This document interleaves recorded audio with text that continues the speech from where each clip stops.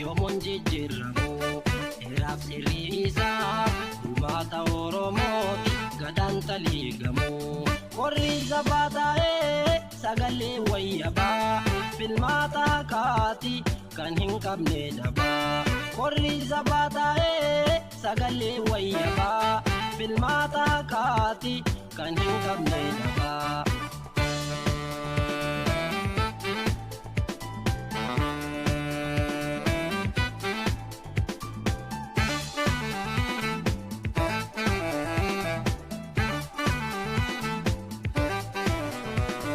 Ila zabatirra rakochinin fatte akeka kayotin abaon dalate parra gabrummati Oromoo dhaabate kiyoo jireegatu lubbuu arsalate ikkaaf guddaan jennu hundi ilmaan ayyaa irreefumna taane falmanna Oromiyaa orata abaa'ooti waboon gachana Oromooti waboon orata abaa'ooti waboon gachana Oromooti waboon. Indonesia wala bani jana lola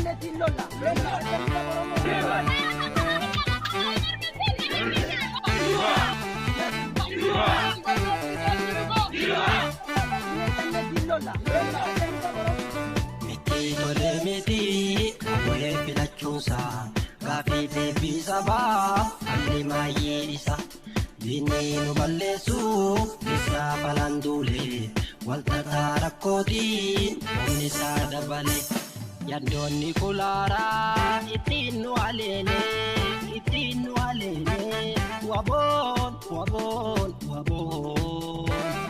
waboon yoomuun baaduu mirgaaf milkii malee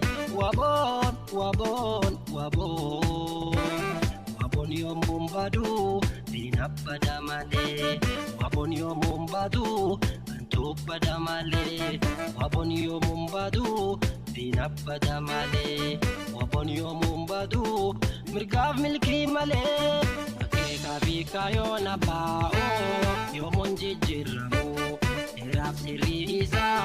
uummata Oromooti gadaan taliigamu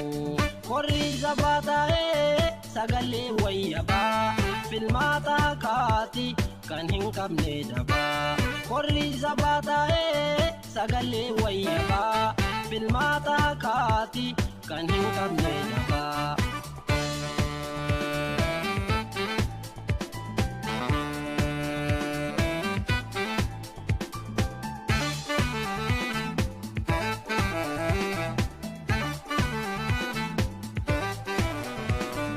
Abao fi wabooti sumiifi banillee inoo dandamannee ni jirra har'allee waboo balleessuudhaaf hedduu yaalanillee daranuu hin cimee hin cabne haamilee dhugaa argamsiisuuf baqatte waan dharaa bosonatti galtee gootee qabsoo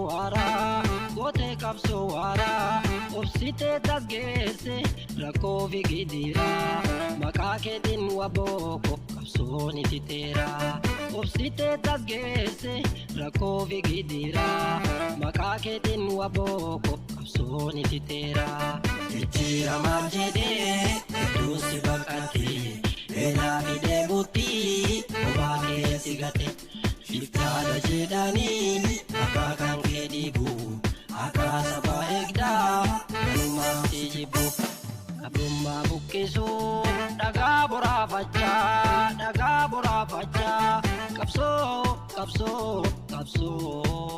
qabsoo asiin keessee firii muka nyaachaa qabsoo asiin keessee firii muka nyaachaa qabsoo asiin keessee hidda muka nyaachaa qabsoo asiin keessee beela yaadee bulchaa qabsoo asiin keessee adda buqqachaa.